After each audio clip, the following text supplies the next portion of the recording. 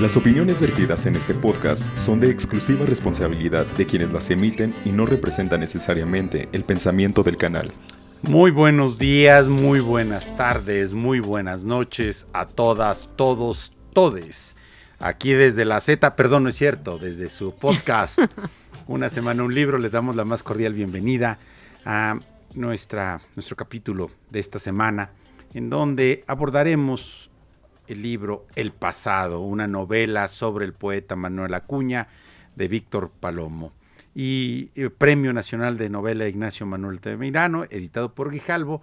Y yo le pedí a Luisa Zamudio que me acompañara, porque creo que este libro habría que comentarlo con alguien que se puede identificar, o no sé si identificar, pero puede comprender las vicisitudes del amor y el desamor. Luisa, bienvenida nuevamente. Muchas gracias por acompañarme. No, al contrario, Sergio, muchísimas gracias por la invitación. Y sí, efectivamente, estos temas son los que como que te vibran por dentro y hacen que cuestiones muchas cosas que obviamente te voy a cuestionar, como por ejemplo, ¿uno se suicida por amor o por desamor? Pues queda este libro aborda la última etapa, bueno, no la última porque también habla de otros momentos de la vida de este célebre poeta coahuilense llamado Manuel Acuña, cuyo poema más famoso es Nocturno a Rosario, y que de hecho existe la leyenda que escribe ese poema y después se suicida. Él muere en 1873 y su muerte pues convoca a un sepelio multitudinario que quedó por décadas grabado en la memoria de los habitantes de la Ciudad de México. Fue un funeral apoteósico que convocó a las figuras políticas, literarias más importantes de su época, pero sobre todo a mucha gente que se sintió conmovida por la muerte de un poeta que tras ser rechazado a la mujer que amaba, decide poner fin a su vida. ¿Pondrá fin a su vida efectivamente porque la amaba mucho o justo porque comprueba que ese amor no es correspondido? Sí, por eso yo te pregunto, ¿no? Porque pues, uno se suicida. Yo no creo que yo me suicidaría por amor, más bien por desamor. Si tuviera esas dos alternativas, porque no me suicidaría. Claro, pero imagina que escribes esto. Comprendo que tus besos jamás han de ser míos. Comprendo que en tus ojos no me he de ver jamás. Pues te habla de esa soledad que vas a sentir posterior a no tener a esa persona a tu lado. Y hay este libro, para empezar, me encanta porque primero aborda a un personaje que pues pudiera parecer como muy conocido o al menos referido por esta poesía que señalé, pero muchos detalles que yo desconocía y parte de pues me parece que el libro nos ilustra esa etapa muy conocida sobre todo por digamos por un aspecto político que es el fin, la derrota de la intervención francesa por una parte y la restauración de la República o el periodo de la llamada República Restaurada, la consolidación del grupo liberal, digamos como este proyecto político que va a marcar el derrotero y también esta transición digamos del declive del grupo liberal que encabezó la guerra de reforma, la intervención francesa y digamos que es el preámbulo para el ascenso de Porfirio Díaz, que llegará al poder y tardará un buen rato en irse. Pero ese romanticismo mexicano marcado por un joven que estudia medicina, que decide salir de su Saltillo, de su natal Saltillo, para llegar a Ciudad de México, ¿no? Y también ahí nos muestra todas las vicisitudes que se enfrenta para llegar y poder ingresar a la escuela de medicina, lo que le cuesta a él, lo que le cuesta a su familia, pero también como a la par que se forma como médico o se está formando como médico, arranca su carrera literaria, y además, bueno, pues ahí cómo se va incorporando a este mundo literario en donde están dominados personajes que hoy los podemos leer, sea en obras del periodo o porque los hemos hemos leído también sus textos como Ignacio Manuel Altamirano, como Manuel Paino, como Ignacio Ramírez, estos personajes que como bien en algún momento los definieron como gigantes, porque lo mismo eran militares, políticos, periodistas. Pero regresemos a ese periodo del romanticismo mexicano que pareciera poco explorado, ¿no, Luisa? A ver, regresemos y platícame más, porque a mí me llama muchísimo la atención también de, no sé, él, cómo pudo entrelazar la medicina, que tiene que ser algo más frío, con este romanticismo, porque a partir de ahí, como lo mencionaste, es el ocaso del romanticismo, ¿no? Él cómo lo puede hacer, él cómo puede expresar también todo ese dolor en cada una de sus líneas. Yo creo que para empezar es un hombre apasionado, es un hombre que vive intensamente, es un hombre que busca trascender, buscó trascender, no se quiso quedar en su ciudad, llegó a la Ciudad de México y compite para ingresar a la Escuela de Medicina, trata de ser un buen alumno, trata de salir adelante en ello, y también es un hombre que se enamora primero de una mujer, Laura Méndez, luego a Rosario, y tan se enamora de Rosario o quiere impresionar también, que compone justo el Nocturno en una velada donde están estos figurones del liberalismo mexicano y los impresiona.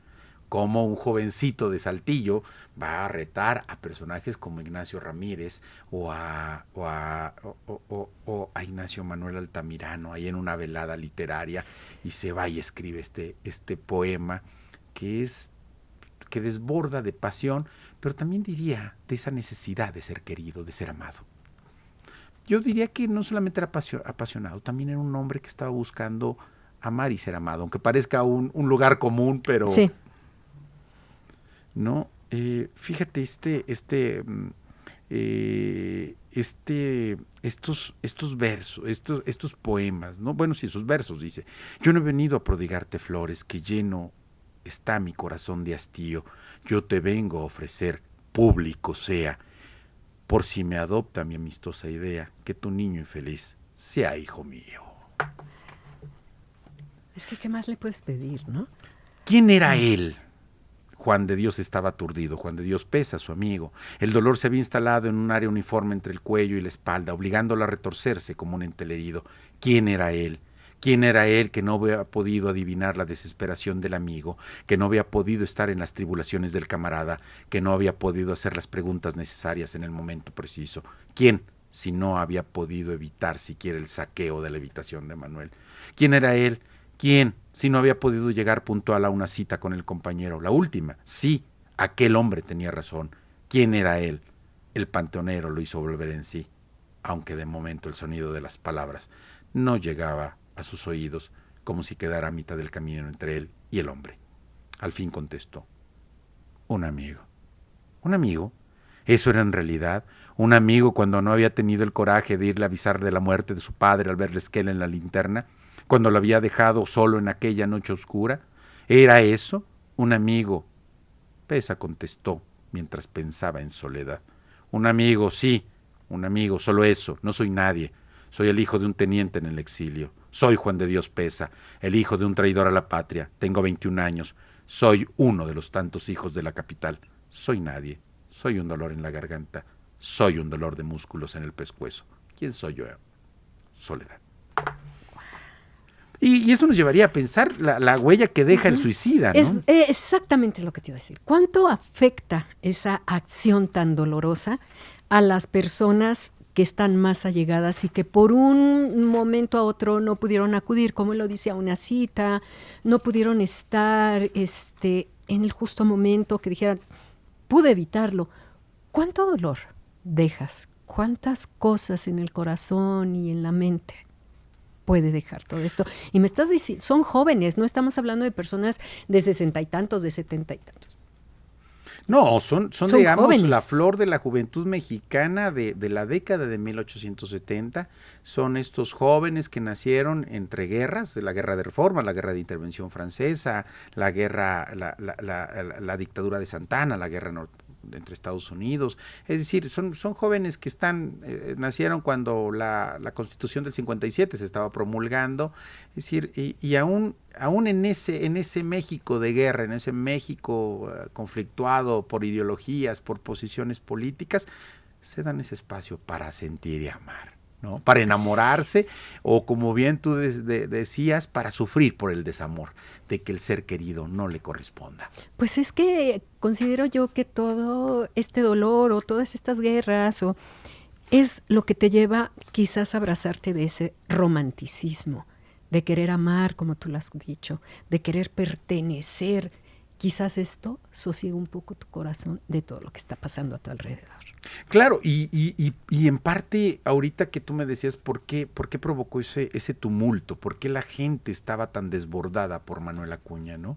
Y lo que también muestra es la solidaridad de todos ellos con la familia. Parte de ellos sufragan el sepelio, y bueno, desde luego también hay una división, una visión contraria, que no están de acuerdo, ¿no? Y fíjate, aquí dice, el Federalista, un periódico de la época, hizo mofa de aquel aviso con esta cancioncilla.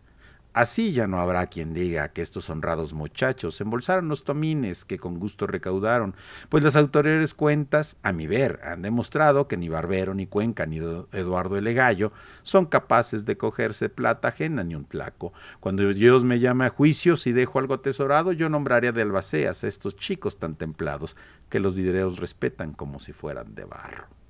Sí. Pues el talento literario de la época, ¿no? Donde, por cierto, es decir, ahí se inscribe el propio Manuel Acuña, pero regresando a esta pasión que desborda y soledad también, ¿no? Una necesidad, insisto, de sentirse amado y de amar, en donde mujeres como Soledad, que es una persona que le ayuda en las tareas domésticas a Manuel Acuña, y que ella termina también enamorándose. Ella se queda con un cuadro, con parte de sus pertenencias. O Laura Méndez, que en realidad es, digamos, el primer gran amor, con quien incluso tiene un hijo, y que queda aquí, que esa es me parece que la principal provocación del autor, dándonos a entender que no es el nocturno dedicado a Rosario, y explica que es en realidad quien se lo dedica es Juan de Dios Pesa a él. Porque dice algo bien interesante. Dice, el poema no lo firma él, lo escribe, pero las notas no las firma él. Entonces dan a entender que Juan de Dios Pesa, cuando recoge las cosas del suicida, del poeta, el poeta que se mató, él crea esa historia que es dedicado a Nocturno. Perdón, el Nocturno es dedicado a Rosario. Y lo que dice el libro no fue a Laura Méndez. Una mujer que además sobrevive. Ella es una de las que este planteamiento lo hace a partir de una segunda historia que va desarrollando el autor en paralelo, de un doctor que se dedica a investigar y a buscar todo sobre Manuel Acuña. Y es también el reflejo, pues, todo este prestigio que gana Manuel Acuña, ya no solamente como ese joven que muere por desamor, como tú bien lo dijiste, sino también el poeta laureado ya en la época de la posrevolución, donde sus restos son trasladados a Saltillo, donde es reconocido por la clase política y los intelectuales de su momento. Pero esta idea de este poeta suicida que sigue cautivando, ¿no? Que llevaría, ¿por qué nos cautivarán esa idea del suicida que toma esa decisión porque no es correspondido en su amor? Luisa, ¿tú qué opinas? Pues fíjate que con lo que me estás diciendo y que él no lo escribió, ok, quizás no son sus palabras, no es su puño y letra, pero él inspiró entonces. Claro, no, lo que dice el autor no es que no lo haya escrito, sino que lo escribe, pero no para Rosario. Rosario no es la mujer por la que él está sufriendo, sino es Laura Méndez. Casi siempre pasa eso, amigo. Casi siempre. Te mueres por otro que no es te mueres por la ex o por el ex y no por el que está ahorita. No, considero yo precisamente que es es ese amor, ¿no? Es esa pasión de este poeta y que de alguna manera es tanto el amor o la cuestión de querer estar con alguien, quizás para él ya era un imposible, quizás para él ya no podía dar un paso atrás, que hizo que decidiera despedirse, vivir en desamor. ¿No podía conquistar de nuevo a ella? Se podrá conquistar nuevamente, creo que ese instante mágico en donde tú te sientes atraído por él o por ella, se podrá repetir, Luisa. Podrá volverse a dar. No es un instante único, mágico. Sí, no se da. ¿No? Bueno, podrías regresar, pero ya no es lo mismo. Ya esa pasión, esas ilusiones, esa inspiración para escribir, ya no es la misma. Justo por eso ahorita que tú lo señalabas, me pregunto si él podría haber reconquistado a Laura, podría haber tenido esa chispa, ese momento, ese amor de garra y diente que te lleva a pensar que no existe el tiempo, que no existen las fronteras ni los límites. Eso ya fue, ya pasó. No creo que se dé con la misma intensidad. Te puede llevar a regresar un recuerdo, pero no es lo mismo. Quizás sería tan insoportable ese recuerdo que no lo pudo sostener, su propia existencia. El recuerdo rebasaba esa existencia y decidió poner fin a su vida. Que es ahí donde yo me pongo a pensar, o sea, tanto que hay y un solo motivo para irte de aquí. Manuel Acuña, quizá no es que no encontrara motivos, sino que el motivo de desesperanza fue tan grande, tan desbordante, que lo llevó a tomar esa decisión. Y vive, yo digo, no todo es una tragedia, todo es una oda al romanticismo también. Aquí conoce un personaje muy interesante que se llama Lorenzo Maya, que era un cirquero, que lo lleva por caminos insospechados del placer, del goce, también de la celebración, de la fiesta, y que pareciera como que este amigo que justo al contrario de Juan de Dios Pesa, sí le abre esa posibilidad de retomar la vida, de tomar ese sentido de la vida, la emoción, las pasiones, de volver a encontrar un amor que lo cautive, ¿no? Fíjate aquí dice, él escribe, Lorenzo Maya, dice, sé que usted sabrá recuperarse de lo mismo que yo, de la pérdida que hemos sufrido, y que a mi regreso volveremos a encontrarnos, y que serán otras las noticias que habremos de contarnos. Debo decirle que ayer he tirado las cartas por usted, y sé que todo irá mejor de ahora en adelante. Y después vino el suicidio. Para él fue lo mejor.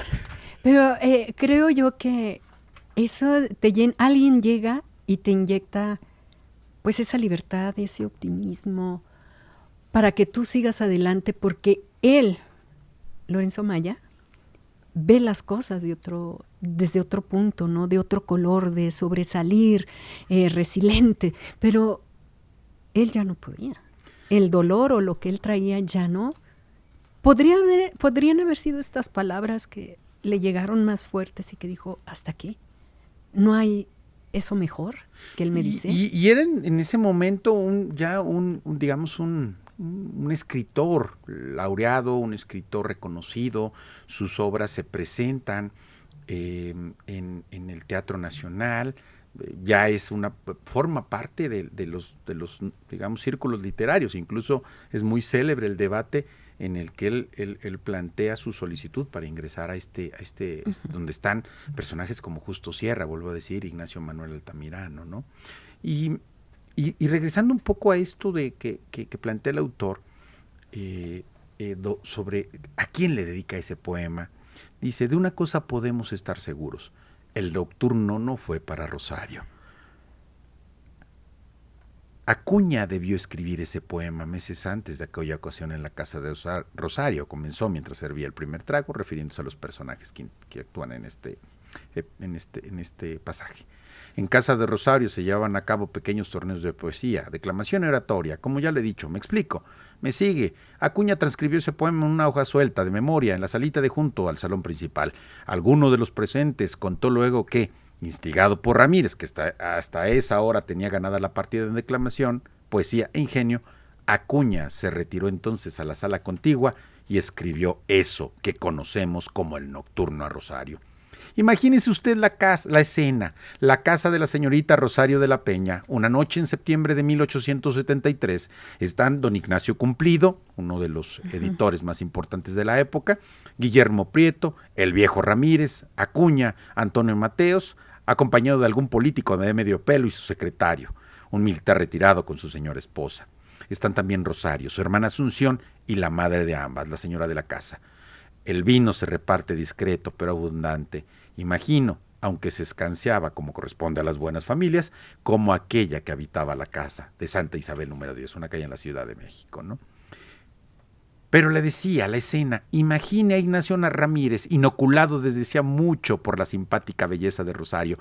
Imagine usted ahora a Guillermo Prieto, quien guarda en secreto un desliz con Laura Méndez, la talentosa excompañera de Acuña. Imagine a las anfitrionas, departiendo con los invitados. Aquello era de mal gusto, murmuraron algunos. Pero la señora de la casa insistía. No haga caso, es mi madre, se disculpa Rosario, porque les invitaban bocadillos del imperio. Bien podrá ya ver ahora la sala ampliada, la amplia sala iluminada por candelabros de plata y cristal de gota, los espejos en marcos de madera, labrado, colgado en paredes, alternando con paisajes. En un momento de aquella reunión, cuando todos se disputan el honor de superar los versos de Ramírez, campeón hasta esa hora, Acuña se retira, escribe de memoria el Nocturno en una hoja suelta y vuelve al salón y pide permiso a la anfitriona para leer los versos. ¿Pero usted cree que esos versos están verdaderamente dictados a ella? ¿No tenía ya Acuña muchas razones para escribirle eso mismo a Laura? ¿No recuerda usted aquello de bendigo tus desdenes, adoro tus desvíos, y en vez de amarte menos, te quiero mucho más? ¿No estaba presente Guillermo Prieto, quien se decía había seducido a Laura, la novia de Manuel? ¿No podría ser que quisiera que Laura se enterara también de su desdén? ¿No era más un acto de despecho que de amor a Rosario? Cita otra vez el autor. Volvió Manuel al salón, decía, y comenzó la lectura. Pues bien, yo necesito decirte que te adoro, decirte que te quiero con todo el corazón. Imagine usted ahora la cara de Rosario, la de Ramírez, la de Prieto, que es mucho lo que sufro, que es mucho lo que lloro, que ya no puedo tanto, y que al grito en que te imploro y te hablo en nombre de mi última ilusión. Al concluir el poema, la anfitriona rompió en aplausos, envueltos en vaporosas lágrimas, dominada por una extraña emoción, se levantó de su silla y se dirigió a Manuel. El poeta se llevó la mano al corazón, se inclinó ante ella y puso una de sus rodillas en el suelo. Delante de todos, frente a ella, la halagada por tantos. ¿Comprende usted? Entonces, mi querido amigo, continuó después de un rato, desde ese momento, con Prieto, Ramírez y Mateos de testigos, surgió en la imaginación de muchos el enamoramiento febril que embriagaba al joven poeta por Rosario. Pero en realidad no lo hizo, simplemente lo hizo para dejar claro a quien había seducido a su antigua amante, que él podía. Pero ¿sabes lo que hiciste? O sea, me hiciste como que entrar a ese ambiente. De verdad, todo lo fui imaginando y empiezas a decir con todo el corazón, decirte que te quiero. Le puse, o sea, suena una canción y le puse la melodía. Decirte que te quiero con todo el corazón, con todo el corazón. Es algo mágico y uno lo tiene aquí. Pero vivirlo, contarlo, detallarlo, te hace también sentir lo de cada uno de ellos, sobre todo Acuña. Y además, o sea, que fue mucho más, es decir, como un hombre con ese talento, herido por el desamor, herido también por estar con el hombre que sabe que sedujo a su amante y que por otro lado está frente a una mujer que es deseada por otro de los grandes figurones de la política y de la literatura de ese momento. Y entonces se juega en ese poema, en esa noche, su prestigio ante las letras mexicanas. Y no lo sabe, pero él en ese momento pasará la historia y ahí se construirá la idea de que es el Nocturno a Rosario, pero en realidad lo hace por despecho, lo hace también un poco para dañar y para dejar en evidencia que ni Ramírez, ni Mateos, ni Altamirano tienen el talento que tiene él, ¿no? Digamos, esta soberbia del joven que se sabe brillante y que humilla efectivamente a los grandes literatos y a las grandes bellezas de su momento. Claro, pero que en poco tiempo dice adiós. ¿Qué pudo haber humillado más a todos ellos? Lo que él escribió, porque es asombroso lo que él hizo en ese momento, o su despedida.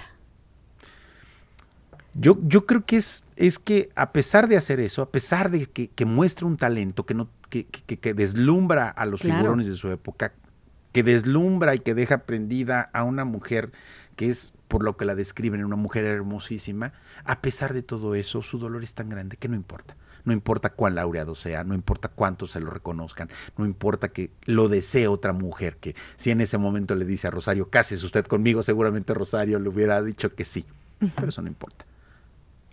La mujer que ama no está ahí. No está ahí. O no está como quisiera, ¿no? ¿Eso duele? Duele, Sergio, totalmente. Pero ¿por qué dolerá que no esté como uno quiera? Porque considero yo, y tú lo acabas de decir, cómo era de apasionado, cómo era así de arrebatado con todas estas cosas que tiene él, ¿no? Eso duele más. Eso duele más, no tenerlo. Y hay una, yo creo que también él siempre está con digamos, estos elementos, digamos, un poco vinculados a la muerte, porque justo su poema con el que solicita su ingreso a los círculos literarios se llama Ante un cadáver. Y dice, después de que mis ramas se han roto bajo el peso de tanta y tanta nieve, cayendo sin cesar, y que mi diente savia se ha helado con el beso, que el ángel del invierno me dio al atravesar. Wow. Yo digo que ahí se ve también y retrata lo apasionado que es. No, claro, tan apasionado que se lleva la vida, se lleva la vida en esa pasión, ¿no? Y es que son momentos y son poetas que yo creo que a estas alturas de la vida nunca vamos a volver a tenerlos. No vamos a tener esta esencia en cada libro, en cada poesía, en cada línea. Eso se ha ido con todos ellos. Y ahorita retomando esto que decías de que era un apasionado, es decir, ¿cómo reta a los grandes figurones? Un joven que está estudiando medicina, que está incursionando en la literatura, va y solicita su ingreso al Liceo Hidalgo. Y citan aquí, dice, la noche del 3 de febrero de 1873, el Liceo Hidalgo hizo su renovación de oficios. Luego tuvo lectura y entró con tal motivo una interesante discusión. La poesía del socio Manuel Acuña, titulada Ante un cadáver. A favor tomaron parte en el debate los señores Riva Palacio, Mira, Antonio Mateos, Eduardo Zárate, Gustavo Vaz, Félix Romero y en contra Centella, Ignacio Ramírez, el enamorado de Rosario, y Rodríguez y Cos. Pero imagínate que están estos figurones, estos personajes que ya son parte de la historia, que lo escuchen diciendo estas palabras. Y bien, aquí estás ya sobre la plancha donde el gran horizonte de la ciencia, la extensión de sus límites ensancha. Aquí donde derraman sus fulgores ese astro a cuya luz desaparece la distinción de esclavos y señores. Círculo es la existencia y mal hacemos cuando al querer medirla le asignamos la cuna y el sepulcro por extremos. Allí acaban los lazos terrenales y mezclados el sabio y el idiota se hunden en la región de los iguales. Y pues genera todo un debate que dura incluso varios días, y que es parte, me parece, del texto que es interesantísimo, y que concluye este capítulo con una cita del siglo XIX, uno de los periódicos de la época. Dice, la discusión quedó pendiente al levantarse la sesión por estar ya muy avanzada la noche, pero a juzgar por el giro animado que toma el debate, que es nada menos la lucha entre la escuela clásica y la romántica, y por la actitud bélica que se advierte en la generalidad de sus socios, es de creerse que la composición del señor Acuña será todavía objeto de un prolongado combate, en que, como otras veces, esgrimirá con entusiasmo las armas del buen gusto, de la razón ilustrada y la grandiosa erudición. es que aún así continúa ese debate. A mí me gustaría ponerme en los zapatos de Ignacio Ramírez. ¿Qué sentía Ignacio Ramírez cuando lo veía, cuando lo escuchaba, cuando sabía que con una simple mirada podía despojarlo de todo?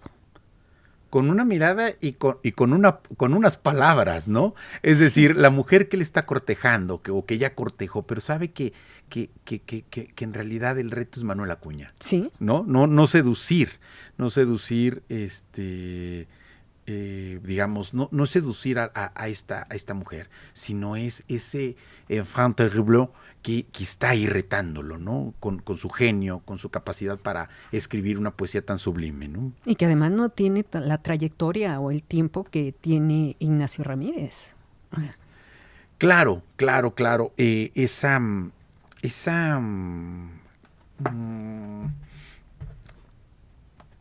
Ese reto que les está lanzando a ellos, ¿no? Uh-huh. Pero que es un reto no desde esta pretensión intelectual. No, claro. Es a partir del dolor del que estás sufriendo, ¿no? Sí, porque claro está que es dolor. No es que Acuña esté lleno de amor, es desamor. Y está hablando su desamor a través de sus palabras. Fíjate, aquí citan dos poesías. Una es la de Manuel Acuña y dice: y Pablo, en el dolor que lo devora, de su vida ante el primer desierto, se inclina y gime, y languidece y llora, como deben llorar en la última hora los inmóviles párpados de un muerto. Manuel Acuña. Y Laura Méndez, la mujer que se piensa, y que aquí nos lanza el reto el autor, de que es a quien le dedica y por quien en realidad se suicida, dice: la noche de la duda se extiende en lontananza, la losa de un sepulcro se ha abierto entre los dos, ya es hora de que entierres en ella tu esperanza, que adores en la muerte la dicha que se alcanza, y en nombre de este poema de la desgracia, adiós. Qué fácil, ¿no? ¡Qué dolor! No, bueno, me dicen eso a mí también, y por supuesto que voy hago algo, o sea, sí, claro. me devora, ¿no? O sea, te está diciendo, sí. ¿Sabes qué? Adiós, maestro. Sí, no hay vuelta atrás. O sea, por más que quieras, ya fue el adiós, punto. No hay más. ¿Qué más podía hacer él? ¿Qué más se puede hacer ante el desamor, Luisa? ¿Qué pues mira, podemos hacer? Como ya no se vive con tanto romanticismo. ¿Será? Creo que es menos, ¿no? El romanticismo tan fuerte, tan sublime, creo que ya no es tanto, para la desgracia de muchos. ¿Pero por qué? ¿Por qué piensas eso, que ya no es? Porque yo creo que en la vida te va... hay tantas otras cosas que tienes, como que vives un romanticismo no tan entregado como este que estamos viendo. Y no nos seguimos amando, no nos seguimos entregando, no nos desborda la pasión, no somos capaces de hacer cosas sublimes, hasta también las más indignas. Las más indignas creo que van ganando en esta época. Puede ser, pero de otra forma, ¿no? Porque yo a ellos, y así como tú lo estás contando y con esos matices que tú les das, pues te hacen pensar de otra forma de amar, de darlo, hasta de sufrirlo, con tal de no lastimar a la otra persona, mejor. O lo lastimas, porque finalmente también, pues, o la lastimas, o lo lastimas, o te lastiman, o quedan lastimadas las dos personas porque se amaron, ¿no? Porque se atrevieron. O habría más silencio ahí en esa época que ahora. Como diría también Joaquín Sabina en esa canción Amor se llama el juego, en un par de locos juegan a hacerse daño, ¿no? Es decir, me parece, y creo que quisiera hacer una reivindicación todavía de ese romanticismo, de ese amor desmedido que uno puede tener por alguien y que te lleve a cometer, pues, digamos, desde escribir un poema, ganar una elección, construir un imperio, no sé, ¿qué cosas puede hacer uno por esa pasión, no? Pues...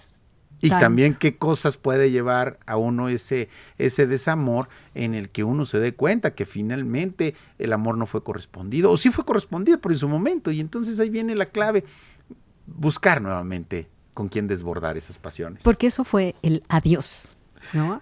Claro, y de ella. Ella escribe y le dice, ¿sabes qué? Adiós. Uh-huh. Pues es que esa es una estocada totalmente.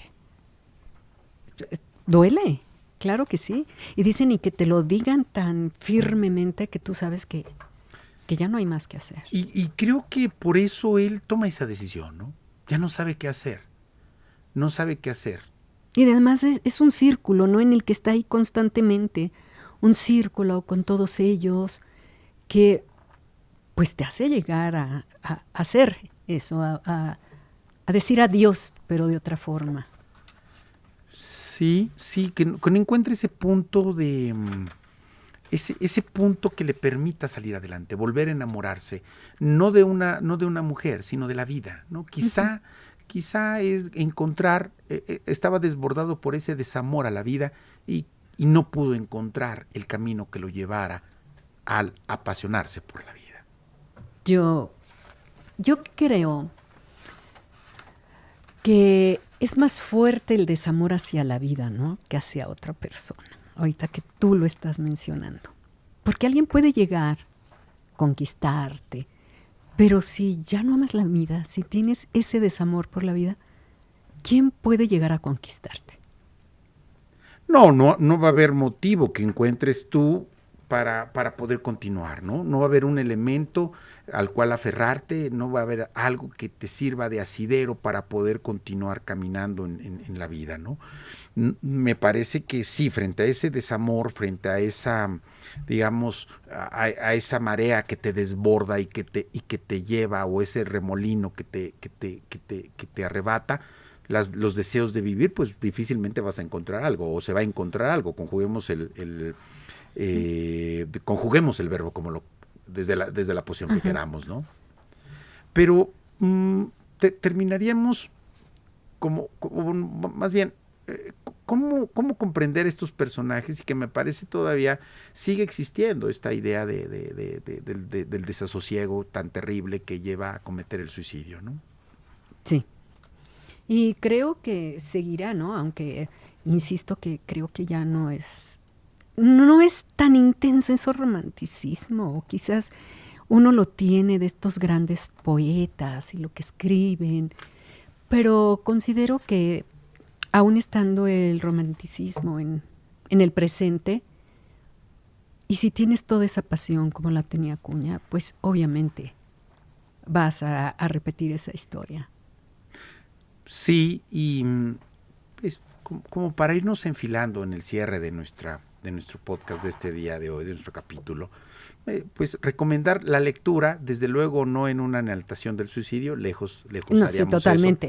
Eso. No estamos cerca de ello, sino al contrario, adentrarse a este personaje que tuvo un impacto tan grande, su muerte, que sus poemas o su poema más conocido fue cantado incluso por Chalino Sánchez, y que uno lo va revisando y va conociendo ese personaje, sí atribulado por el desamor, pero también con esos destellos de grandeza literaria que sí. Queda justo, diciendo que o al menos yo cuando lo vi, no conocía mucho de la obra de Acuña, y creo que es un buen motivo para conocer la obra de Acuña, para leerlo y